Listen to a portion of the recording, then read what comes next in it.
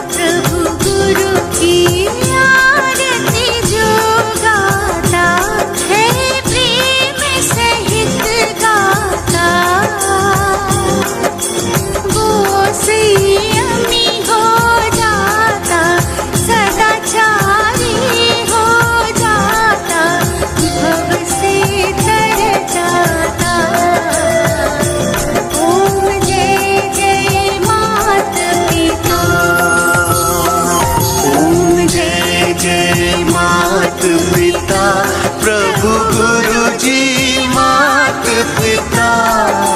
सद्भाव देख तुम्हारा, सद्भाव देख तुम्हारा, मस्तक झुक जाता। ओम जय जय मात पिता।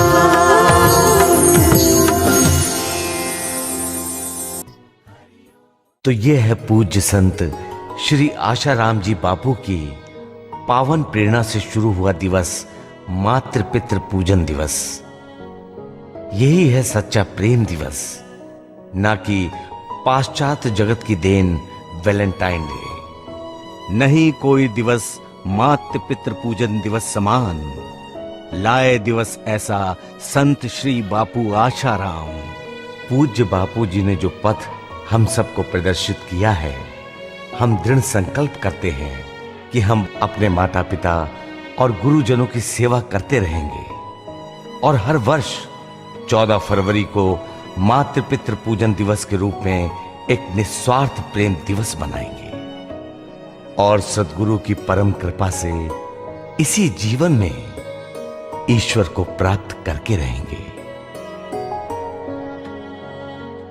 माता पिता को सदा साथ रखना। कल युग में तप, उपवास, व्रत, धारणा, ध्यान, समाधि तो कठिन है, लेकिन चलते फिरते जागते देव, सर्वतीर्थमयी माता, सर्वदेवमय पिता, उनका आदर सत्कार करना। बुढ़ापे में उनसे तुच्छा व्यवहार न करना। उनको वृद्धाश्रम में, अनाथ आश्रम में, सरकारी आश्रम जगहों में मत छोड़ो। और सब मिलेगा लेकिन माता पिता नहीं मिलेगा। और माता पिता तो जागृत देवता है। कितने दुख सहकर माता ने हमें जन्म दिया, पाला पोषा, बड़ा किया।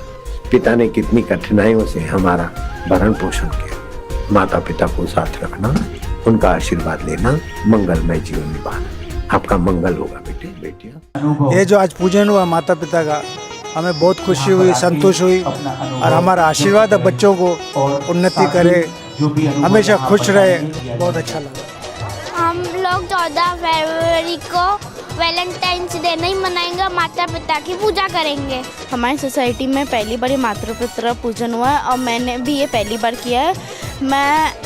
मेरे को बहुत अच्छा लगा ये करके और मेरे को बहुत सॉरी भी फील हो रहा था कि है ना, जब मैं मम्मी पापा की बात कभी मानती नहीं तो उनको कितना दुख होता होगा। इसलिए तो फिर हर साल अब मैं ये करूँगी, मम्मी पापा की बात भी मानूंगी। बहुत अच्छा लगा। मातृ पितृ पूजन बहुत अच्छी तरीके से मनाया गया, अंदर से भावनाएं आई, फीलिंग्स आई, बहुत अच्छा लगा। बहुत मेरे को बहुत ही अच्छा लगा। और ऐसे कार्यक्रम जैसे हमारे विस्तार में, ये जो हमारा परिवार है नाना चरवा विस्तार का, उसमें ऐसे कार्यक्रम आगे से होने चाहिए और हम प्रयत्न करेंगे ज़्यादा से ज़्यादा लोगों में ऐसे अच्छे संस्कार होए। ये प्रेरणा जो है ना हर सोसाइटी में इनकी तरफ से मिलनी चाहिए, तो हर सोसाइटी में ऐसे प्रोग्राम होने चाहिए और बहुत ही अच्छा प्रोग्राम था, बहुत बढ़िया।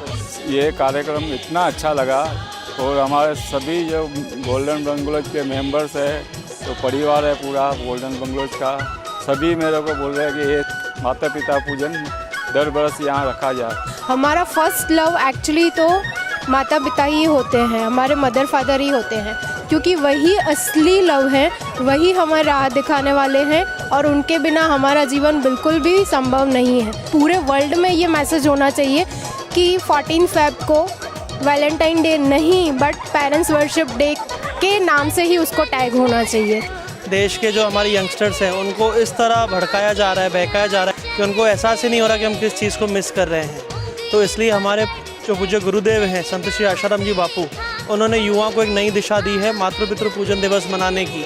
क्योंकि आप यंगस्टर्स को कहेंगे कि ये मत करो वो मत करो तो वो लोग ऐसे नहीं मानने वाले। उनको सामने एक सब्स्टिट्यूट, एक ऑप्शन देना पड़ता है कि आप ये नहीं करो तो इस दिन पे आप क्या करोगे।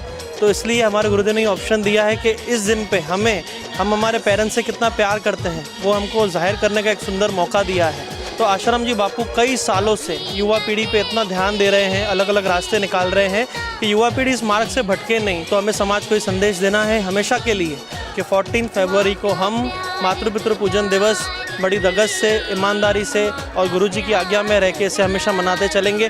आज मैं अपने बेस्ट फ्रेंड की फैमिली के साथ आई थी।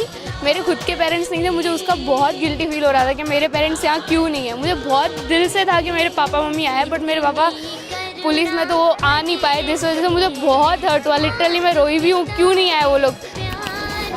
हरिओम, मैं आप सबको यही बताना चाहती हूँ कि मैं बचपन से ही मातृ पितृ पूजन दिवस मना रही हूँ और मुझे बहुत अच्छा लगता है, क्योंकि वैलेंटाइंस डे से तो ये मातृ पितृ पूजन दिवस कई गुना ज़्यादा अच्छा है, क्योंकि हम किसी और को प्यार करने से अच्छा हमारे माता पिता को प्यार करें, उनका पूजन करें, वही मेरे लिए सबसे अच्छी और बड़ी बात है। और मैं आप सबको यही बोलना चाहूँगी कि आप भी 14 फरवरी को मातृ पितृ पूजन दिवस मनाएं। हरिओम। आजकल जो जनरेशन है शायद वो भूल ही चुकी थी ये सब संस्कार, और ये समिति द्वारा जो किए गए प्रयास हैं वो बहुत ही, उनमें आज के दिन में मुझे बहुत फ़र्क नज़र आया और उनके मन से भी वही भावनाएं, वही भावुकता दिख रही थी जो हम पेरेंट्स के मन में से दिखाई देती है।